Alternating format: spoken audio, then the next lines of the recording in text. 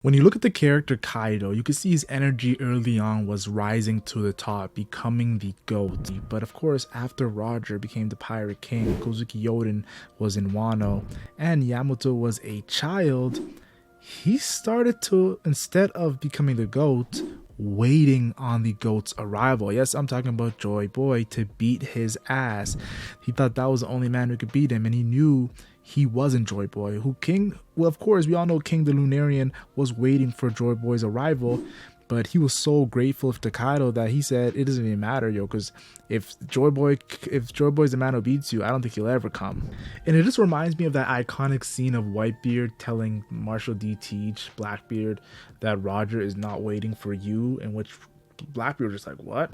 And I feel like after Roger became the Pirate King, for some reason there was a little limbo of him turning himself into the world government.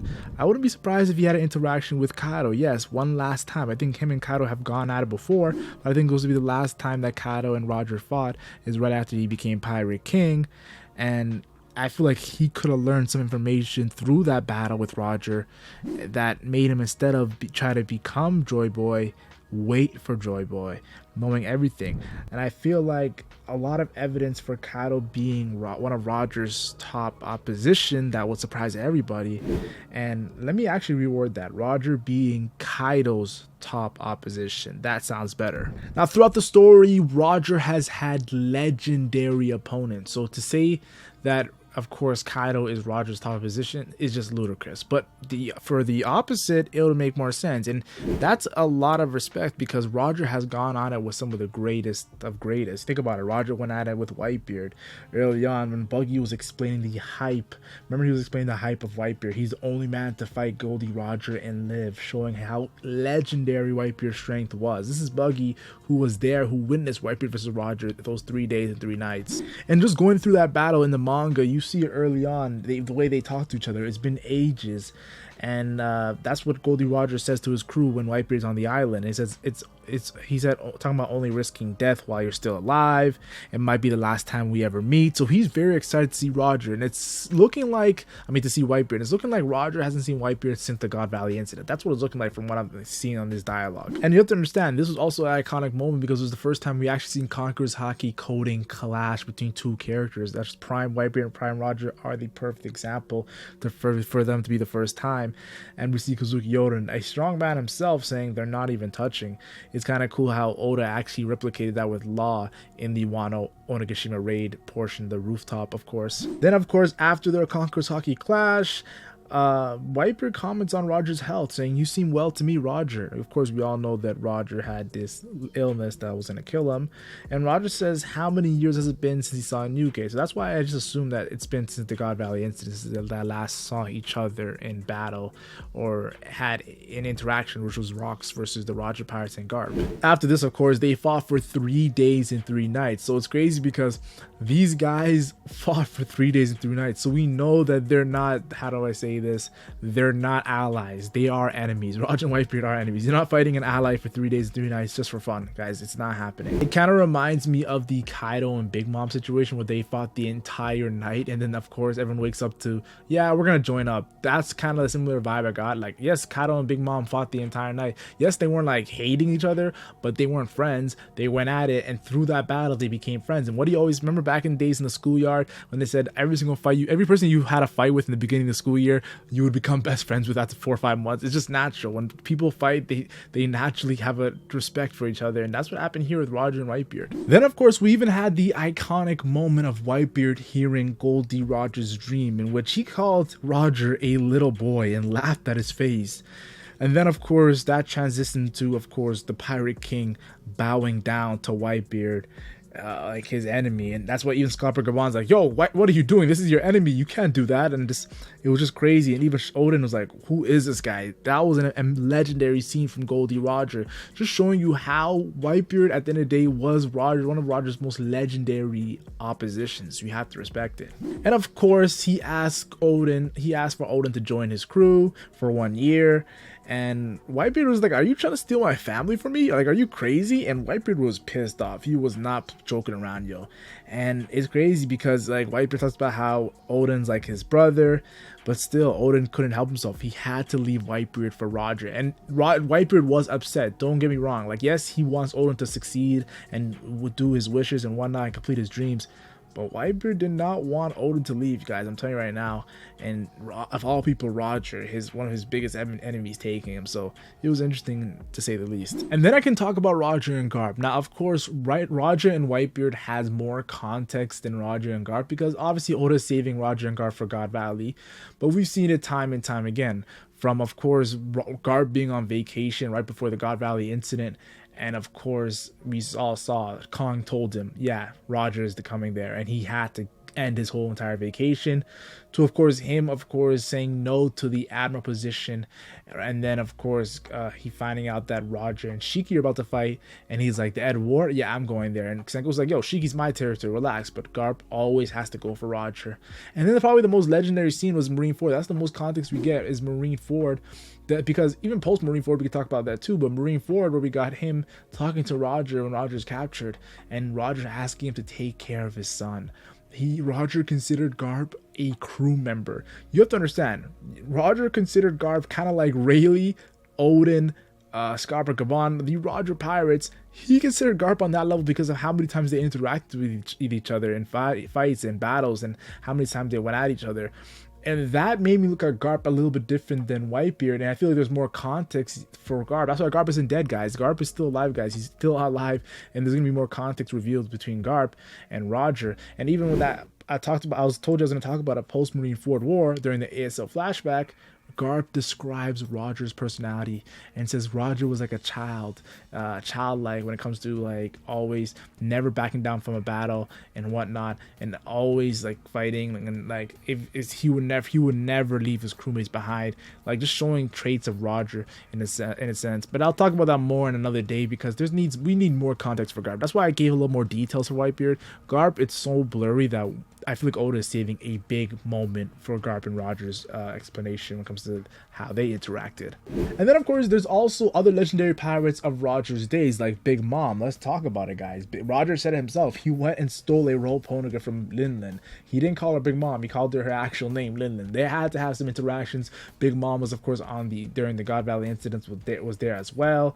And she was one of the legendary Rocks pirates. Like, she wasn't a rookie. She was still putting in work. I remember that one iconic scene during Whole Cake Island where Paris Sparrow's like, yo, I haven't seen Big Mom move like that in decades. And that's the Big Mom that Roger's going at it. Not the Big Mom we saw in Wano or Whole Cake Island, that big old Big Mom who was like looking like a fool a lot of times. It was the prime, fast version of Big Mom. And we've seen that against Ivalka and Kuba. Yo, she took that Cattle Dufu with ease. I'm trying to tell you guys, Big Mom and Roger have more details as well as Garp, like that. That's because Whitebeard got his flashback during the Odin stuff.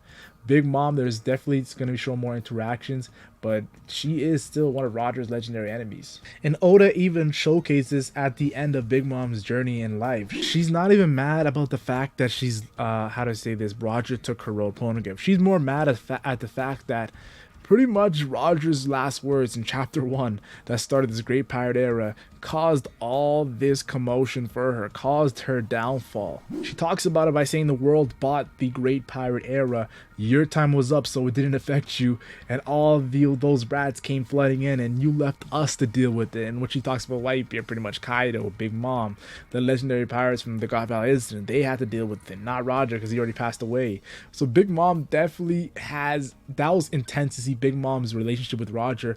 When she's dying, she's not thinking about Whitebeard, she's not thinking about Kaido, she's thinking about Goldie Roger. She's automatically one of the legendary enemies to Roger just by talking like that. And then of course there's Shiki. Of course there's a lot of context with Shiki. Shiki was also one of the legendary Rocks pirates during the God Valley incident.